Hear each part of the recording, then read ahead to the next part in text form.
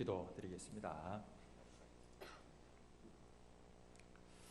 자비로우신 아버지 하나님, 진실로 감사합니다. 이렇게 하나님의 말씀, 그 귀한 하나님 말씀을 함께 우리의 영의 양식으로 삼기 위하여 오늘 사랑하는 이 삼양교회 성도들이 함께 이 아름다운 자리에 둘러 앉았습니다. 하나님의 성령께서 이곳에 오셔서 부족한 종의 입술을 지키시고 온 성도들의 마음들을 준비시켜 주시옵소서. 오직 주의 말씀만이 선포되게 하시고 우리가 그 말씀을 통하여 하나님의 말씀으로 들을 수 있는 은혜가 있게 하여 주옵소서. 예수님 이름으로 기도드립니다. 아멘. 저는 추자에서 왔습니다. 추자는 여러분들 혹시 가보신 분들도 여럿 계시겠죠. 혹 가보지 못한 분도 계실지 모르겠는데요. 거기는 섬이기 때문에 매일마다 그 면에서 항상 문자에 오늘 날씨에 대해서 다 얘기를 해줘요. 특별히 배가 어떻게 운항하게 되는지에 대해서 늘 알려줍니다. 그리고 날씨에 대해서는 굉장히 민감한 동네에 살고 있습니다. 벌써 며칠 전부터 보니까 월요일 날 4m까지 올라가는 거예요. 오전, 오후까지 4m 되어서 4m면 주의보가 내립니다.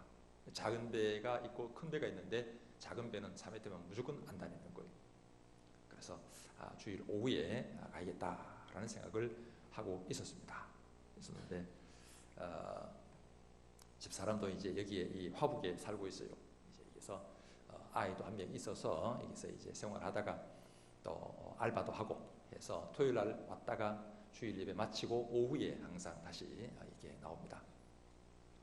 운전을 해서 포구까지 갔는데 찾아보니까 지갑이 없는 거예요. 신분증이 있어야 되거든요. 신분증 없으면 절대 배도 못 합니다. 근데 잊어버린 거예요.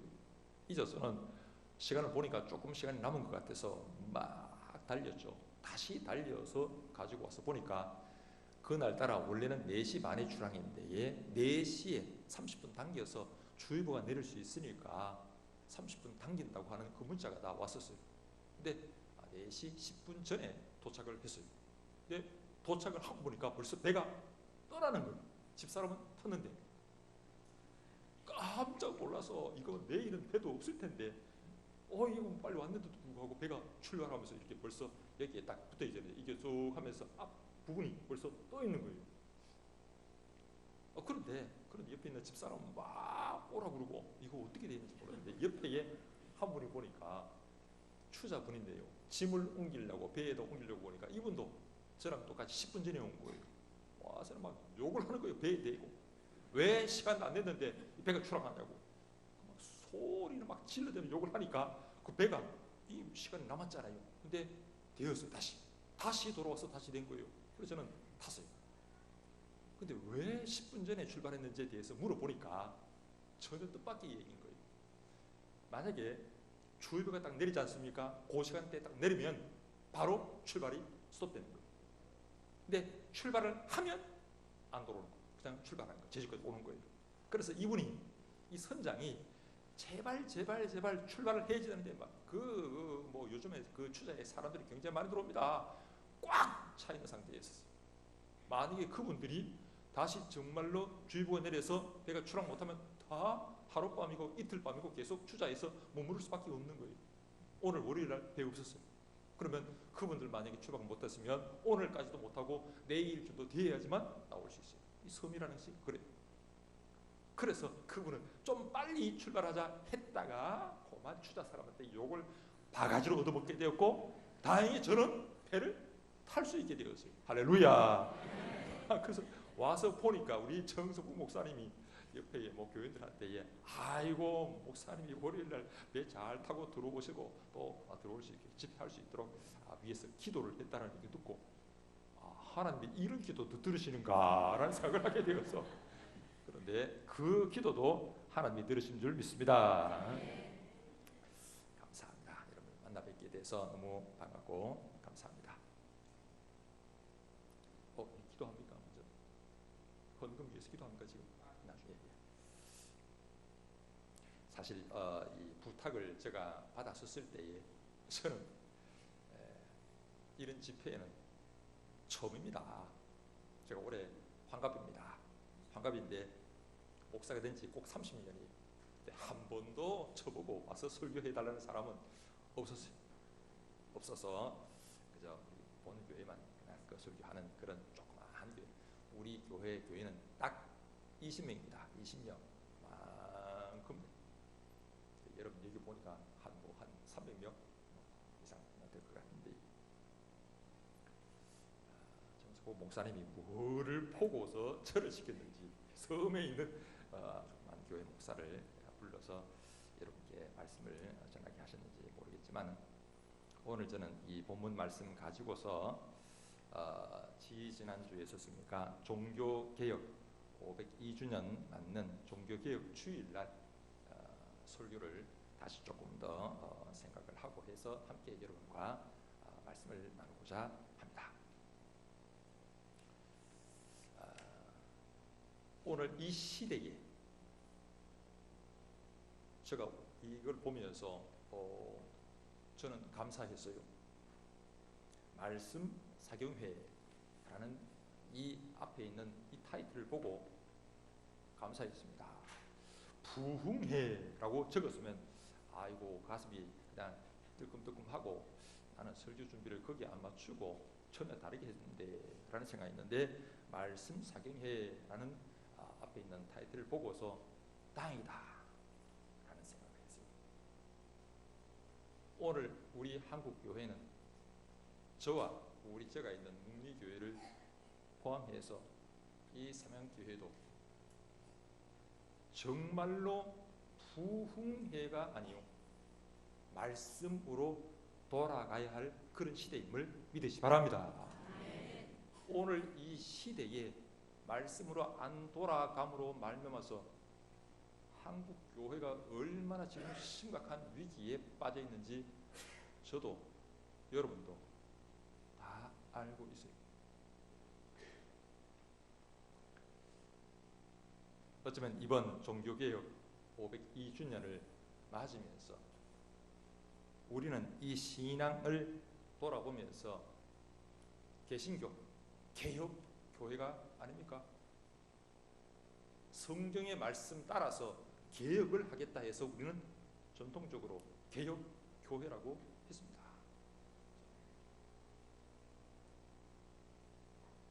우리 영어에서는 죄송합니다. 리폼들 하잖아요. 리폼 처치.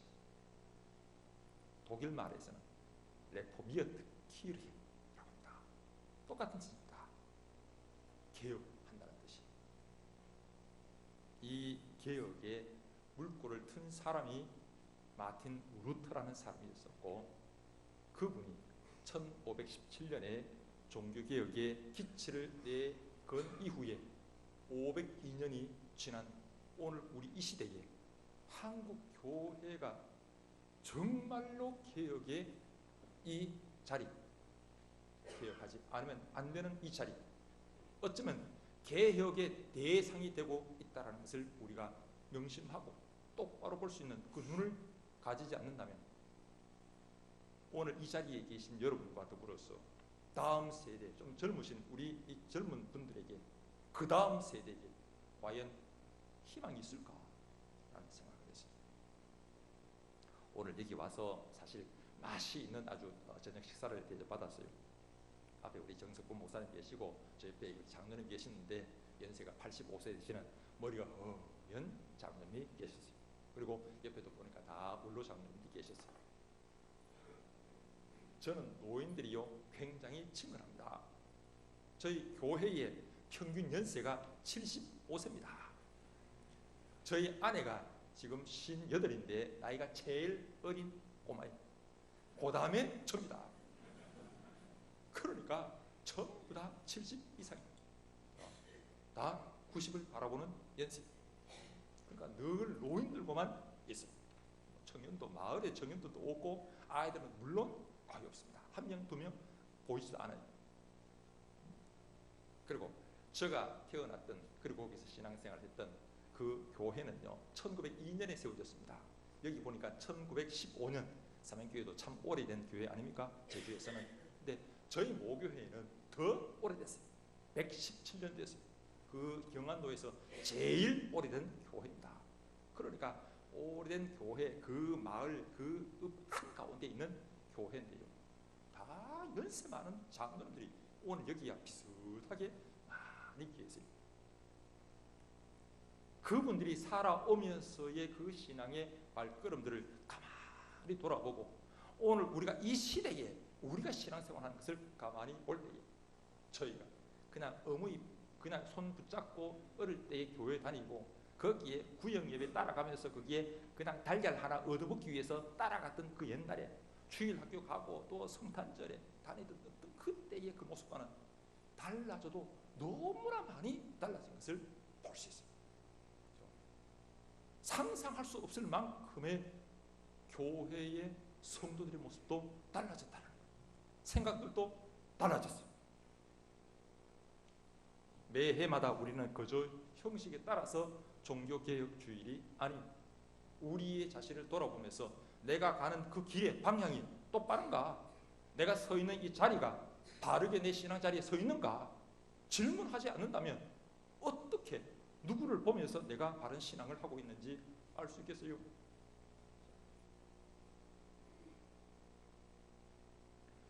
여러분 그 당시에 1506년에 그러니까 바로 한 10년 그 전이죠. 종교에 일어나기 그 6년 전에 그 당시에 율리우스 2세라는 교황이 있었어요. 로마 카톨릭의 교황이죠. 이 사람이 그 로마의 베드로 그 성전 성 베드로 성당이라 하지 않습니까? 그것을 다시 재건하기 위해서 돈을 모기 시작했어요. 근데 어마어마한 공사를 하는 데에 돈이 얼마나 많이 필요한지 그래서 먼저 만든 것이 바로 면죄부입니다. 자, 여러분들 이 면죄부를 사세요. 그러면 여러분들의 이 세상에서 지은 죄도 용서를 받고 여러분들의 부모님들이 저 연옥 불구덩이 속에 있는 그 연옥에 있는 부모님들이 다시 한번 톡 튀어나가서 천당으로 올라갈 수 있습니다. 면죄부를 사세요.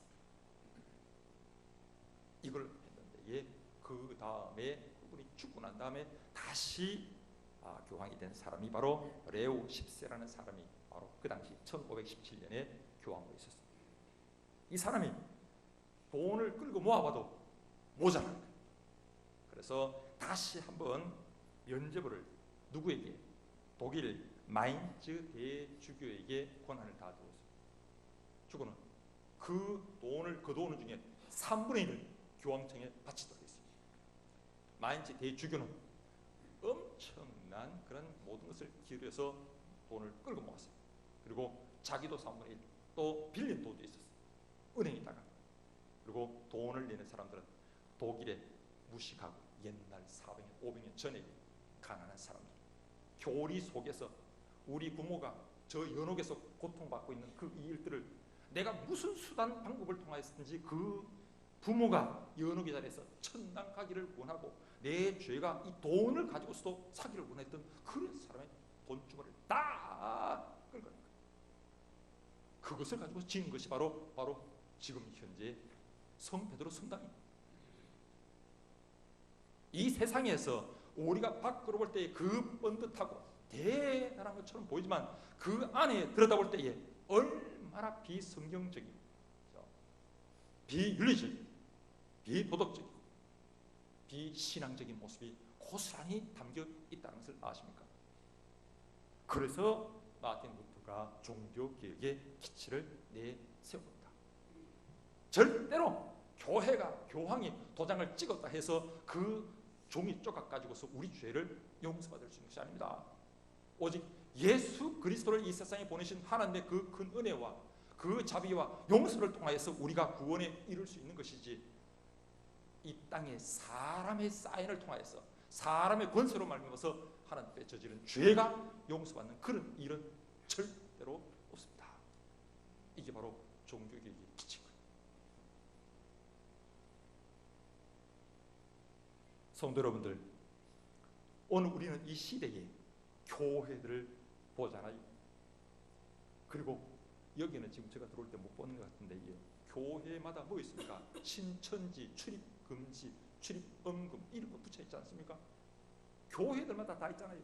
한국 교회에 현재 우리가 뭐 1,000만 명 했던 그때는 벌써 옛날이고 그는 다 옛날에 지나간 얘기고 오늘 현재이고 이단이라고 하는 바로 그 이단이 거의 200만 이상 정도 된다고 하는 통계가 나와요.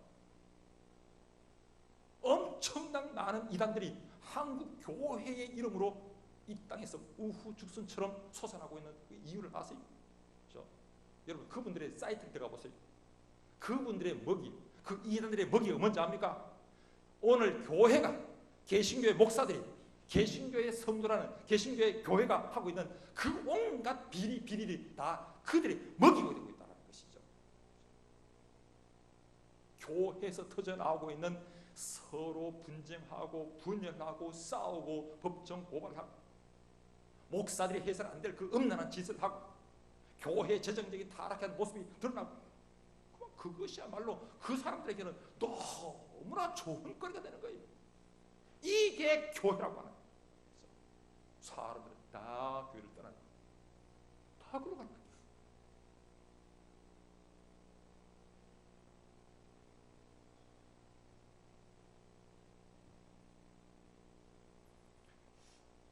오늘 한국 교회가 처한 그 자리는 이 세상에 희망도 소망도 보여주지 못하고 세상 사람이 오히려 찢은 바탕이 되고 세상이 교회를 걱정할 때가 되었다고 그렇게 아예 매스컴에서는 대놓고 얘기를 하고 있어요.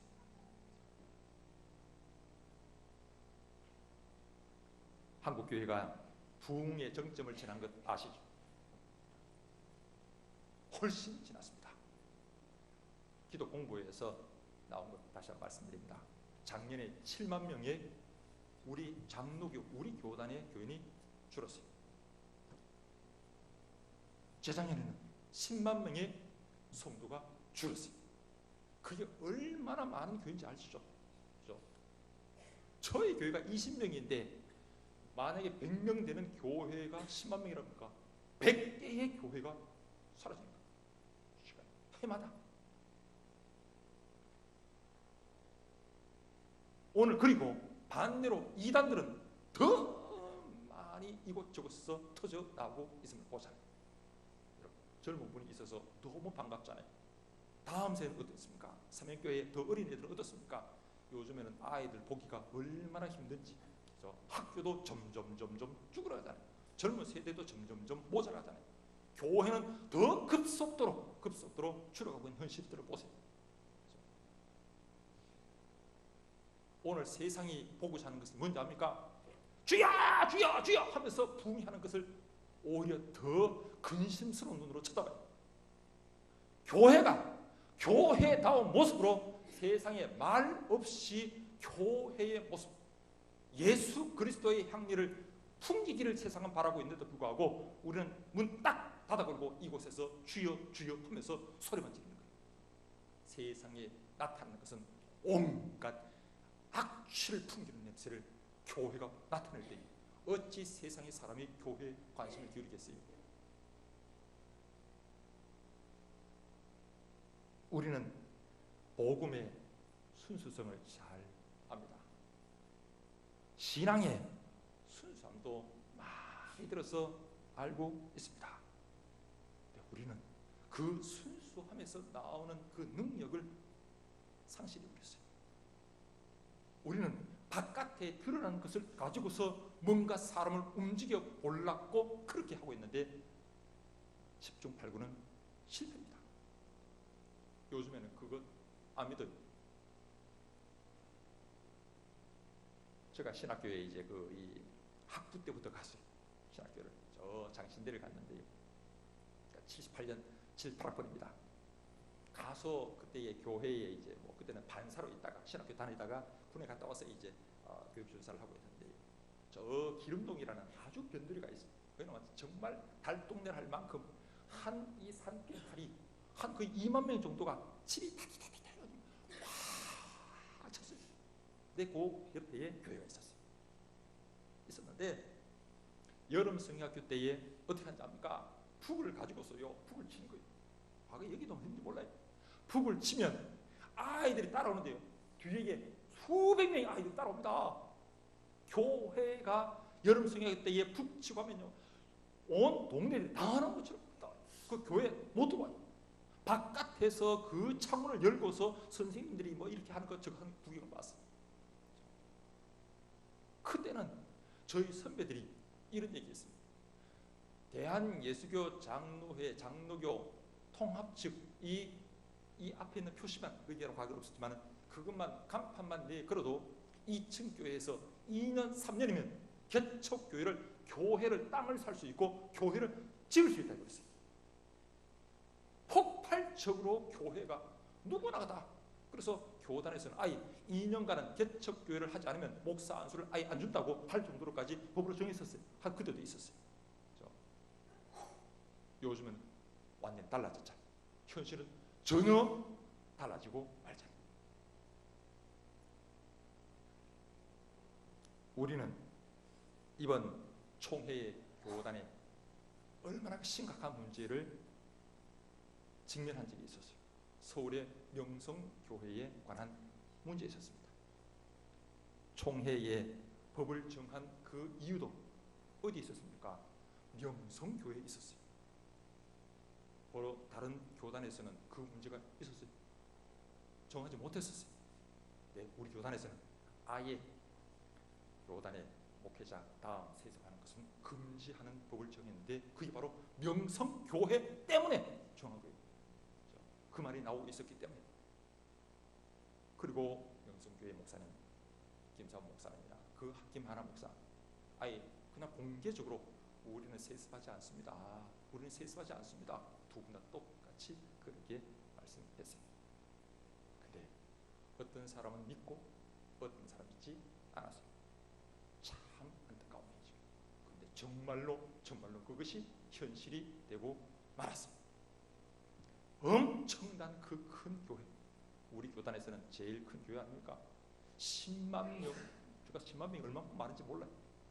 아마 지금 서귀포시의 인구 전부 다 합해서 한 10만 명이 될까요? 교회 교인 수가 10만 명이라. 돈 최종적으로 엄청나게 많다. 이미 그 교회의 담임 목사는 지금 검찰에 고발되어 있어요. 700억의 비자금 문제로 인해서 고발을 당하고 있는 것이 현재의 김사원 목사는.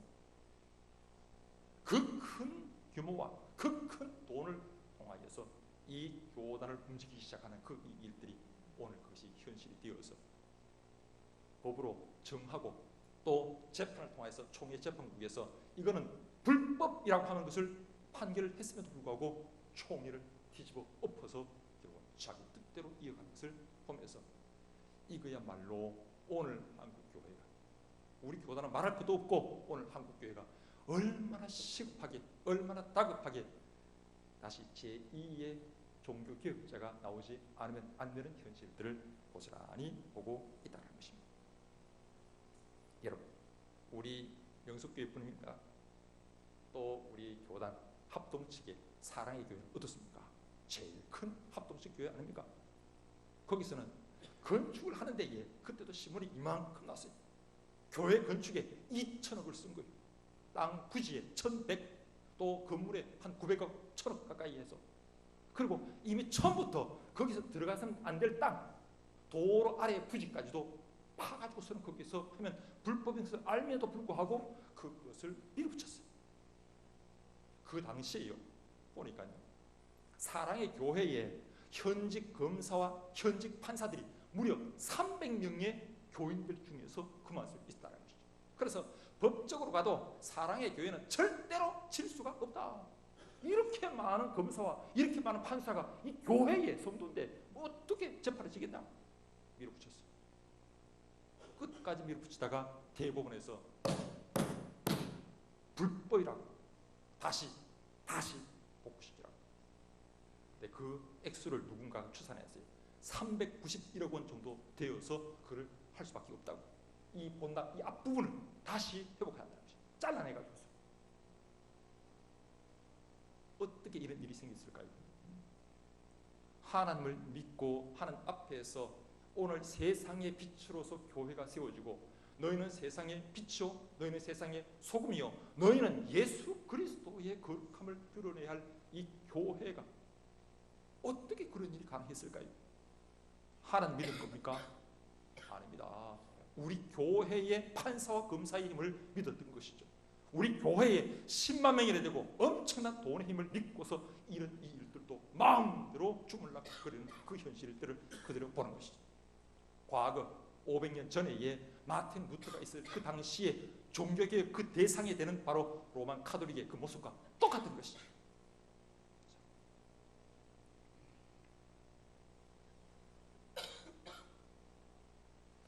오늘 우리는 본문 속에 그 옛날 옛적의 한 종교 개혁자를 보게 됩니다. 그 사람이 바로 다름 아닌 사무엘이라는 사람입니다. 철저하게 그분은 종교 개혁자였었어요. 신앙의 개혁자였었어요. 하나님의 백성, 이 이스라엘 백성이 있었지만 그 이스라엘 백성은 이스라엘 백성다운 하나님을 섬기는 백성다운 모습으로 살지 못한 거예요. 그리고 그 능력을 완전히 상실하고 말았다는 것을 우리가 볼 수 있잖아요.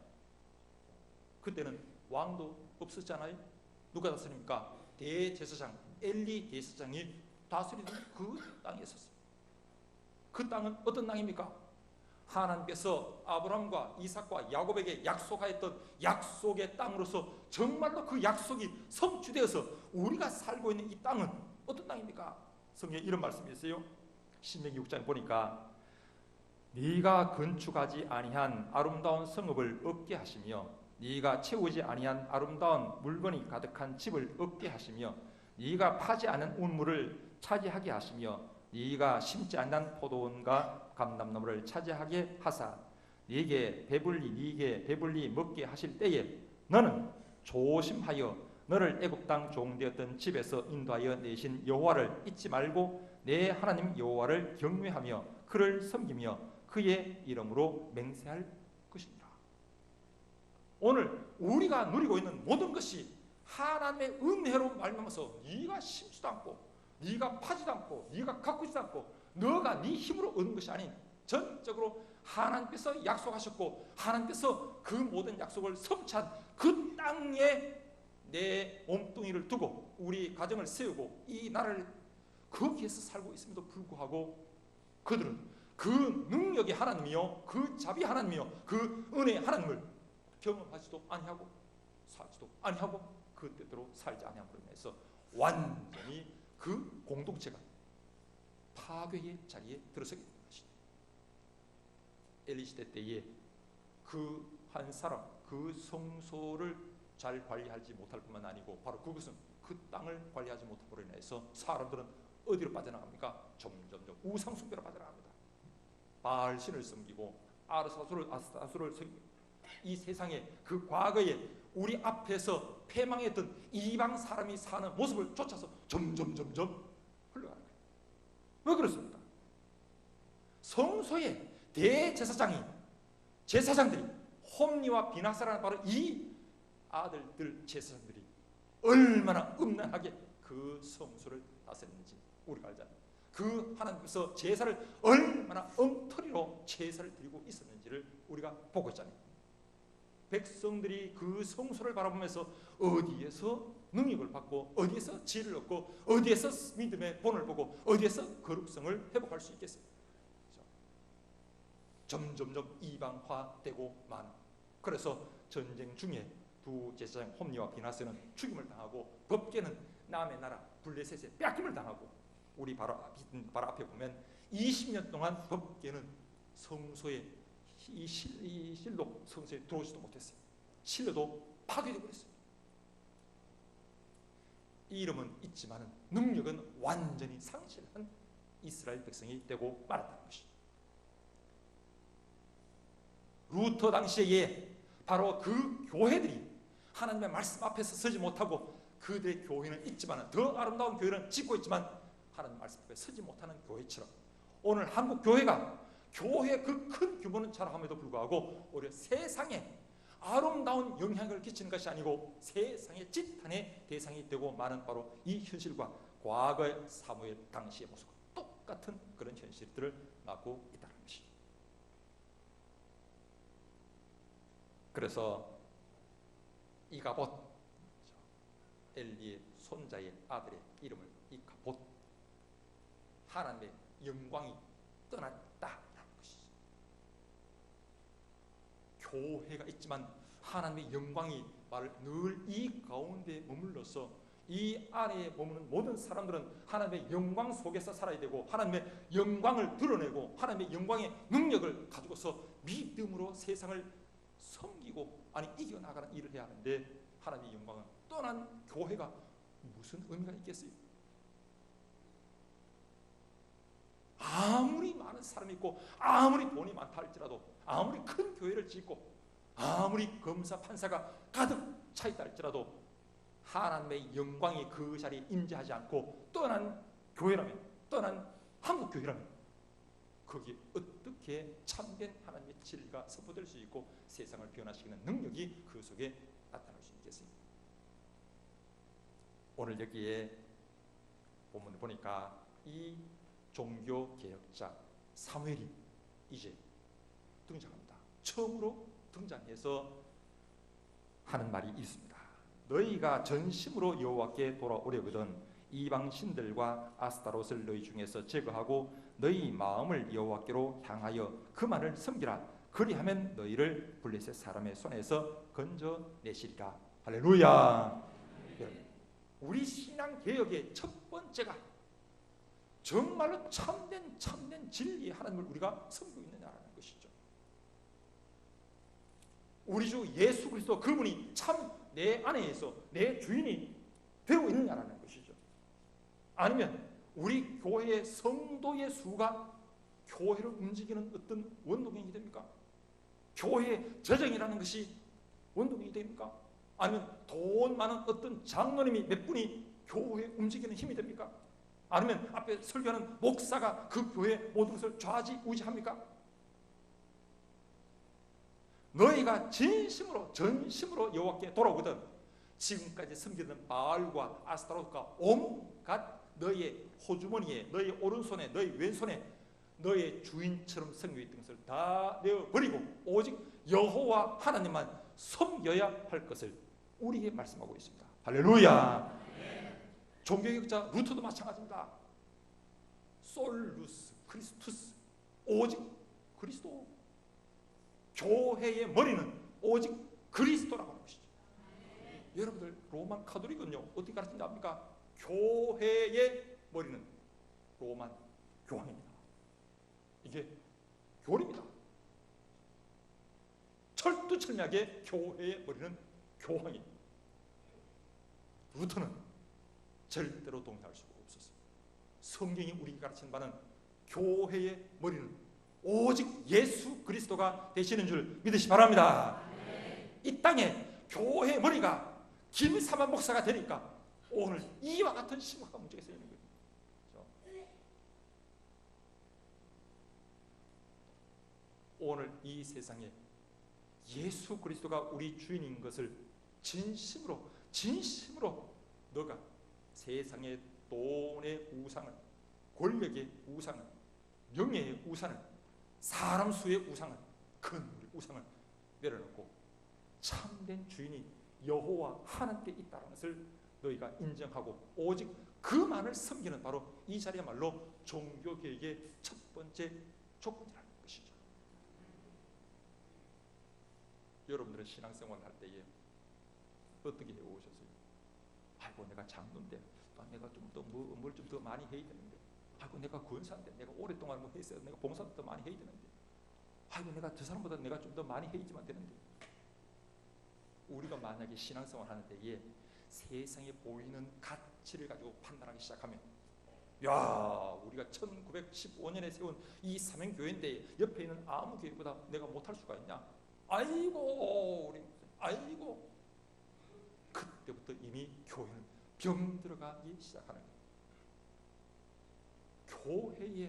교회의 머리 대신 예수 그리스도가 참되게 우리 입에서 참으로 우리 교회가 어떤 모임이든지 목사님도 당회도 재직회도 공동의회도 모일 때에 그 모든 생각도 의논하는 것도 결정도 판단도 주님 예수 그리스도로부터 나올 수 있기를 주의 이름으로 축원합니다. 그래서 우리가 늘 명심해야 한다. 사실 우리는요, 저도 어머니 뱃속에서부터 교회를 다닌 모태 신앙이지만 오래 살다 보니까, 그렇죠? 어릴 때에 신학교에 가서 벌써 신학과 이제 41년이 되었어요. 목사 안수를 받은 지 30년이 되었어요. 61년 동안 교회라는 곳 테두리 속에 살았었습니다. 그러니까 너무나 익숙한 거예요. 그렇죠? 전혀 새로운 것이 없는 거예요. 타성에 젖어버리는 거예요. 그런데 내가 타성에 젖을 만큼 교회 생활에 다 익숙하지만 갑자기 마음속에 두려움이 생기고 내 마음속에 진실로 주 예수 그리스도를 나의 주인으로 섬기고 있는지, 내가 섬기는 묵리교회에, 삼양교회에 오늘 주님이 예수 그리스도께서 삼양교회의 주님이 되고 계시는지 저는 볼 때에 명성교회는 아니 자신 있게 말씀드릴 수 있어요. 명성교회는 예수 그리스도가 주인이 아닙니다. 그 다음 말씀하지 않겠어요. 오늘 여기 이스라엘 백성들이 다 오늘 볼 때에, 이 사무엘 볼 때에 너희가 전심으로 여호와께 돌아오려거든 니들이 지금 섬기고 있는 그 모든 우상들을 다 내어 버리고서야 여호와 하나님을 섬길 수 있다. 그리고 바로 그 주인이 될 때만 그분이 너희를 블레셋 사람의 손에서 구원해 내실 수 있다라고 말씀하고 있습니다. 두 번째 원리가 뒤에 회개하는 기도입니다. 미스바로 모이라고 했어요. 백성들을 모았어요. 그리고 지금까지의 내 속에서 다른 사람에게 이 얘기가 부끄러운 이야기였잖아요. 남편으로서 아내한테도 부끄러운 이야기 있고, 목사가 목사한테도 내놓기가 부끄러운 일이 있고, 성도가 성도한테도 내놓기 부끄러운 일은요 얼마나 많은지 몰라요. 그러나 우리는 하나님 앞에서는 내 안에 있는 모든 죄를 다 회개할 수 있고 내려놓을 수 있고 해결받을 수 있게 됨을 믿으시기 바랍니다. 우리 안에 죄를 회개하지 않는 그 사람은요, 그 속에 능력이 없어요. 능력이 없어요. 교회의 삶을 살다 보면요, 정말로 판단을 하게 되고, 판단 속에서 하나님께서 내게 지혜를 주시고 능력을 주셔야지만 내가 이 일을 할 수 있습니다 하는데 안 될 때가 있어요. 뭔지 아세요? 내 안에 죄가 있을 때에, 해결해야 할 그 회개를 안 보고 있을 때에, 초대교회에 오순절 성령에 그 바람이 임하고 성령 충만함 받았을 때에 베드로가 뭐라 했습니까? 너희가 회개하라는 것이죠. 그렇죠? 회개하여 예수 그리스도를 믿으라는 것이죠. 그렇죠? 이때에 하나님께서 너희에게 성령을 선물로 주시리라. 우리가 우리 속에 있는 더럽고 추한 그 죄를요 회개하지 않으면 나는 이미 안에 온갖 구정물로 꽉 채워두고 있어요. 자기 이기심이 꽉 채 있어요. 말을 하지 않을 뿐 내 안에 과거에 저질렀던 그 죄가 꽉 차 있어요. 온갖 냄새나는 것이 가득함에도 불구하고 바깥에 얼굴은 은드르르하게 있고 우리가 넥타이를 하고 머리를 아주 힘을 줘서 이쁘게 하지만 하나님께서 우리의 겉모습을 보시겠어요? 아닙니다. 그 사람이 어떤 일을 하면 반드시 내 안에 있는 것이 나타나게 되어 있어요. 쓴 뿌리가 나타나서 사람을 자꾸 괴롭혀요. 애를 쓰면 쓸수록 문제가 생겨요. 회개하지 않았기 때문입니다. 내가 하나님의 사람으로서, 내가 교회에 직분 맡은 사람으로서 봉사하고자 하고 섬기할 때에 내 안에 하나님의 능력이 나타나고 지혜가 나타나고 예수 그리스도의 모습이 나타나야 되는데 그것이 안 나타나는 이유는 내가 바깥의 모습은 있지만 내 안에 회개하지 않은 것 때문에 능력을 상실하고 마는 거예요. 안 바꿔지는 거예요. 안 고쳐지는 거예요. 여기 사무엘은 바로 회개 운동을 올린 겁니다. 그저 내 손으로 바깥에 넣어놓은 것으로는 안 돼요. 내 속에서부터 쓴 뿌리와 내 속에서부터 잘못된 것을 하나님께 내려놓고 정말로 눈물로 회개하고 회개해야 합니다. 과거에 여러분들 이 교회에서 부흥회를 하면 어떠셨습니까? 어릴 때에 부흥회하면요, 의무이가 우리 의무만 합니까? 저 모든 사람들이 몇몇 남자분들은 가는데요, 여자분들은 거의 집에 안 갔었어요. 그 저녁에 집회를 마치면 새벽기도까지 그냥 이어지는 거예요. 애들은 빨리 집에 가고 싶은데 엄마가 안 가니까 거기서 그냥 옆에서 그냥 닝그러 자요. 그때 의자가 있었습니까? 아닙니다. 그냥 옆에 맨바닥에 그냥 뭐 이게 대충 해서 자. 그런데 밤새껏 뭐 합니까? 회개기도만 해. 그죠? 밤새껏 해. 우리 의무에는 무슨 죄를 많이 지어가지고서 저렇게 기도할 게 많나?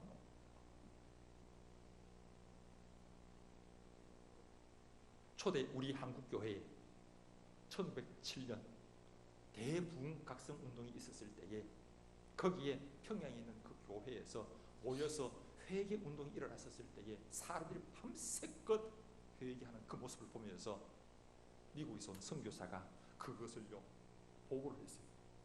이 사람들이 회개하는 모습을 볼 때에 그것은 마치 형무소 천장을 뜯어내고 난 다음에 거기 있는 모든 온갖 죄들을 다 동원한 것처럼 음란한 일을 회개하고 도둑질했던 것을 회개하고 시기했던 것을 회개하고 게을렀던 것을 회개하고 딴 사람 아예 죽인 그 일들까지 또 회개하는 거예요. 온 성도가 회개하는 운동이 일어났어요. 거기서부터 우리 한국교회가 새롭게 출발하고 새롭게 능력으로 오늘 한국교회가 이루어지는 그 바탕을 이룬 것을 볼 수 있습니다. 우리 안에 내가 하나님을 우리의 주인으로 섬길 뿐만 아니고 내 마음속에서 참된 회개를 통하여서만 예수 그리스도의 성령이 내 안에 들어오고 그 성령이 나를 붙들 때에 교회도 달라질 수 있는 그 능력이 생기는 거고 나도 달라질 수 있는 힘이 생기는 것이지, 백날 첫날 우리는 우리 바깥을 딱 감싸고 폼 내서 교회를 들락날락 해도 죄송하지만 소용이 없어요. 안 달라져요. 안 달라져요.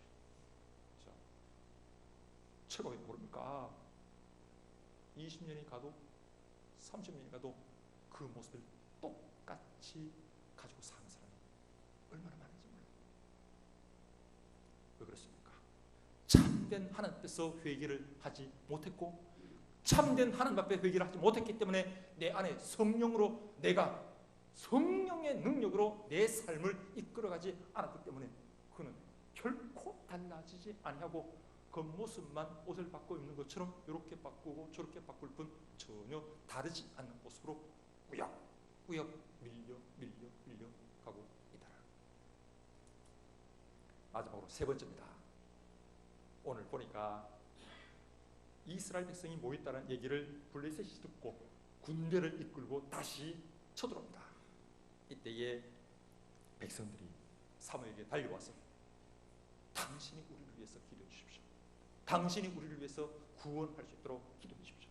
당신의 여호와께 기도해 주십시오. 할 때에 사무엘은 젖을 먹고 있는 아주 어린 새끼 양 한 마리를 가져다가 번제로 드렸다 했습니다. 또 온전한 번제로 드렸다고 그래 말했습니다. 우리 이 성경에는 온전한 번제라는 거 아시죠? 번제라는 온전하게 하나도 제사를 드린 사람이 가지지 않고 전부를 다 불태워서 하나님께 드리는 것이 번제입니다. 근데 거기 보니 온전한이라고 하는 것이 갈일이라고 합니다. 갈일, 온전하게 드렸다는 거예요. 만약에 사람들한테 자 여러분들 내가 기도할 테니까 여러분들께서는 집에서 제일 좋은 송아지를 가져오든지 황소를 가져오든지 내가 그것을 하나님께 제사 드리겠습니다. 그리고 이것을 받으시고 하나님께서 응답해 주셔서 오늘 우리를 이 블레셋 사람의 손에서 구원하도록 그렇게 내가 기도하겠습니다. 아마 했더라도 사람들은 우리를 남의 손에 블레셋 손에서 구원한다면 큰 재물도 얼마든지 가져올 수 있었음에도 불구하고 어떻게 아직도 젖을 떼지 않은, 젖을 뗀다는 것은 1년 안 됐다는 말합니다. 1년도 안 된 요만한 어린 양 새끼 한 마리를 갖다 놓고 하나님께 제사를 드리는 모습이 왜 이렇게 수고할 거예요? 왜 훨씬 나은 재물이 있음에도 불구하고 왜 오늘 여기에 어린 젖 먹고 있는 어린 양 한 마리를 번제로 드리고 있다고 여기 말하고 있을까요? 이거는 누굴 말합니까? 사무엘 자신을 말하는 거예요. 사무엘 자신의 겸손한 모습을 가리켜 말씀하는 겁니다. 성도 여러분들, 은혜를 받고 왜 은혜를 유지하지 못하는지 아시죠? 은혜를 받고서 정말로 회개한 다음에 왜 그것이 오래가지 못하고 다시 옛날 모습으로 돌아가는지 아시죠? 우리가 겸손하지 않기 때문입니다.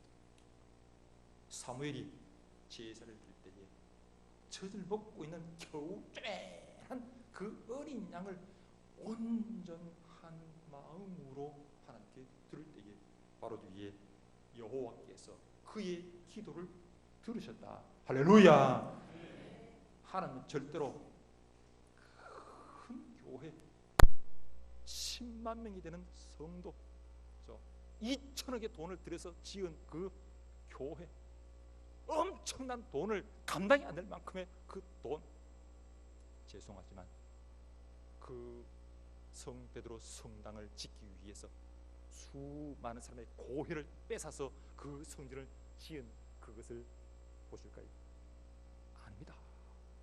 예수께서는 예루살렘 성전에 가셔서 너희가 만민의 기도할 집을 도둑놈의 소굴로 만들었구나 하고는 거기는 그 제물로 사용한 것들 다 쫓으신 그 기사가 나오잖아요. 하나님은 우리의 겉모습을 안 보시고 우리의 진실한 속 마음을 보시고 우리의 중심을 살피시고 우리가 겸손하여서 하나님, 나는 이 양새끼, 어린 양새끼에 불과합니다. 그렇지만 나는 내 온 마음으로 온전함으로 하나님께 나를 드리고 내가 하나님께 간절하게 기도합니다. 이 민족을 오늘 이 블레셋 사람의 손에서 구원하여 주시옵소서. 이런 마음으로 제사를 드립니다. 교회를 섬기는 여러분들, 우리가 회개하여서 내 마음에 은혜를 받았거든, 하나님의 성령의 충만을 받았거든, 그때부터 내 마음이 겸손하게 믿음의 삶을 살아보세요. 그 안에 얼마나 그것이 기쁘고 즐겁고 감사함으로 평생 동안 이어지게 되는지를 우리가 살아보세요. 말할 수 없이 기쁨이 있고, 성도로서의 보람이 있고, 성도로서 어느 곳에 가든 자신감이 있고, 내가 예수 믿는 믿음의 사람이라는 것이 얼마나 하나님께 감사하고 고마운지 모르는. 뒤에 나오는 말을 보면 이렇습니다. 전쟁이 일어났잖아요. 하나님께서 우리를 통해서 이스라엘 백성으로 하여금 이기게 하시고 블레셋으로 내가 쫓김을 당하게 하셨잖아요. 그때 가서 이 사무엘은 돌을 하나 세웁니다. 그리고 그 이름을 뭐라 했죠? 에벤에셀, 도움의 돌. 여호와께서 여기까지 우리를 도우셨더라. 여호와께서 우리를 도우셨다. 할렐루야. 여러분, 내가 교회에 봉사하고 난 다음에 여호와께서, 하나님께서 은혜로 나를 여기까지 일하게 하셨고 여기까지 섬기고 이것까지도 내가 감당할 수 있게 되었더라고. 그렇게 하면요, 교회에서 모든 사람이 물개박수를 쳐서 그를 좋아합니다. 그런 장로님을 좋아하시고요, 그런 구원사님을 좋아하시고요, 그런 청년을 좋아하고, 하나님이 나를 도와서 여기까지도 내가 일할 수 있게 되었습니다. 이게 뭐가 문제가 되겠어요? 절대로 문제가 안 돼요. 전에 한번 말씀드려보니까요, 어떤 교회에서 건축을 했어요. 건축을 잘 한 다음에 그만 큰 문제가 생겼어요. 왜 문제가 생겼는지 보니까 그 건축을 하는데 돈을 제일 많이 내은 장로님 한 분이, 내가 이 큰 건축을 위해서 이렇게 큰 돈을 아낌없이 내고 내가 헌신하고 봉사했으니까 내 이름을 교회 옆에다가 비석으로 하나 세워달라고. 이게 되어서 그만 당회에서 문제가 되고 만 거예요. 목사님은 그때부터 골머리를 쓰기 시작한 거예요. 다 섬기고 난 다음에, 다 큰 일을 치른 다음에 교회는 풍비박산으로 빠져버리고 하는 거예요.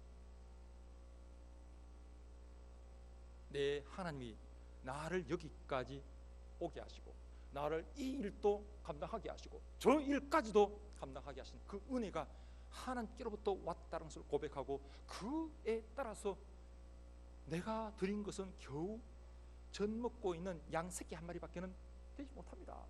나는 자랑할 것이 내게 아무것도 없습니다 라는 심령을 가지고서 하나님의 능력으로 그 일을 치렀다면 에벤 에셀 여호와께서 여기까지 싸우신 것이고 이기게 하신 것이고 우리에게 아름다운 평화를 주셨고 오늘 우리에게 이런 아름다운 복된 삶을 주셨고 아름다운 삼양교회를 주셨고 묵리교회를 주신 줄 믿으시 바랍니다. 여러분 이 뒤에 넘어가면 15장에 정반대의 한 사람이 나타나요. 사울 왕입니다. 하나님이 사울에게 명령을 내리잖아요. 사무엘을 통하여서 너 가서 아말렉 군대로 물리치라는 것이죠. 그 아말렉 군대가 얼마나 악한 일을 행했는지 너희는 그 아말렉 군대에서 아말렉 사람에게서 어떤 것도 너희 것으로 삼지 말고 다 진멸하여서 없애라고 하는 명령을 받고서 사울이 전쟁에 나가서 대승을 했어요. 크게 이겼어요. 그리고 사무엘 돌아올 때 어떻게 했습니까? 가서 갈멜, 저 북쪽에 있는 갈멜이 아니고 남쪽 유다 땅에 있는 갈멜이 가서 자기의 전승 기념비를 세웠어요. 쉽게 자기의 자랑을 끝내주게 모든 사람이 볼 수 있도록 잘 세우고 그리고 병사들과 더불어서 많은 좋은 우양들 쓸모없는 것들은 다 없이 하고 좋은 것들을 끌고서 자기 나라로 돌아갑니다. 하나님께서 사무엘을 통하여서 탄식하시면서 말씀하는 거예요. 그리고 사무엘이 나중에 이 사울에게 말씀하잖아요. 순종이 제사보다 낫다라는 말씀하잖아요. 그렇죠? 순종하는 그 일, 겸손하게 내가 나의 나됨의 낮음을 알고 나를 낮출 때에 오늘 교회는 아름다움으로 교회가 자기를 낮출 때에 오늘 세상을 섬기는 힘은 날로 날로 더하게 되는 거예요. 그렇죠? 목사님이 자기를 낮출 때에 장로님이 자기를 낮출 때에 당회가 자기를 낮출 때에 제가 자기를 낮출 때에 옆에 있는 사람들은 다 함께 살아나고 여호와의 영광과 여호와의 지혜와 여호와의 찬양을 높아가는 거예요. 반대로 자기의 이름을 그 기념비에 새기면 새길수록 여호와 앞에서 자기는 높아질지 모르지만 결국은 그 사람은 하나님 앞에서 하나님의 큰 심판 앞에 서게 되고 이스라엘은 또다시 큰 분란 속에 빠지고 자기도 자기 아들들도 이스라엘도 다시 블레셋의 큰 패배를 우리가 맞게 된 것을 보잖아요. 이것은 지금부터 3000년 전의 사무엘의 역사뿐만 아니고 지금부터 500년 전의 루터의 모습뿐만 아니고 오늘 이 시대도 똑같은 예가 우리 앞에 와 있기에 우리는 신앙의 개혁의 바로 문지방을 바로 넘느냐 넘지 않고 그저 이 세상의 모습에 도취해서 자랑거리로 알고 교만의 자리에 빠지고 순수함을 결여한 기독교로 남느냐. 오늘 우리는 그 앞에 서 있다는 것이죠. 말씀 정리합니다. 신앙의 개혁의 자리에 첫 번째는 내가 아직도 내 손에 온갖 세상의 우상을 같이 끌어안고 하나님을 섬긴다고 말하고 있지는 않은지 진실로 예수 그리스도가 우리의 주님이라 하면서 자기가 교회의 주인이고 자기가 예수님 위에 있으면서 자기가 교회의 법까지도 교회의 모습을 다 뒤집어 엎어버린 것처럼 그렇게 살 때에 그에게는 예수 그리스도는 그의 절대로 주인이 아닙니다. 오직 전심으로 여호와께 돌아오리거든 네 손에 있는 네 가슴 속에 있는 온갖 더러운 우상을 내려놓고 주님만을 섬기라고 말씀하시는 거예요. 그리고 두 번째는 회개하는 겁니다. 딴 사람한테 못하는 것 하나님 앞에서는 하실 수 있잖아요. 하나님 앞에서 할 때만 거기에서 참된 지혜가 있고 믿음이 생기는 거 능력이 생기는 건데 그 능력이 없는 사람은 첫 번째가 회개 안 했기 때문입니다. 내 안에 내 자존심이 꽉 차 있어서 이게 언제나 덤비봐라. 그게 무슨 하나님의 능력이 나타나겠어요? 옛날에 저지른 그 죄에 대해서 회개하지 않고 모르겠지 하고 넘어가는 데에 어떻게 그것이 하나님의 손에 붙잡히겠어요? 마지막 세 번째는 겸손함으로 하나님의 은혜를 받은 은혜를, 하나님의 성령의 활동을, 내가 성령의 아래에 자기를 낮출 때에 성령은 오늘 우리를 들어서 당신이 하시고 싶은 모든 것을 다 하시게 되고, 교회가 성령 앞에서 무릎을 꿇고 겸손할 때에 하나님의 성령이 오늘 교회, 삼행교회를 들어서 쓰시고자 하는 모든 그 일들에 쓰임받는 교회가 될 줄 믿으시 바랍니다. 자비로우신 아버지 하나님, 진실로 고맙고 감사합니다. 오늘 이 시대를 돌아볼 때에 500년 전에 마틴 루터가 종교개혁을 이룰 때의 그 모습과 같고, 3000년 전에 참으로 사무엘이 이스라엘 백성, 하나님의 백성이라 하지만 그 능력을 상실하고 그 순수성을 상실하고 참된 진리의 하나님을 섬기지 않았던 그 사람들의 모습 속에서의 오늘 우리의 모습을 봅니다. 다시 한번 우리가 정신을 차리고 깨어 기도하며 순수성을 회복하고 참으로 참된 회개의 정신에 들어서며 오늘 겸손한 마음으로 하나님 잘 섬겨서 주께로부터 큰 칭찬받는 우리 성도들 되게 하여 주옵소서. 예수님 이름으로 기도드립니다. 아멘.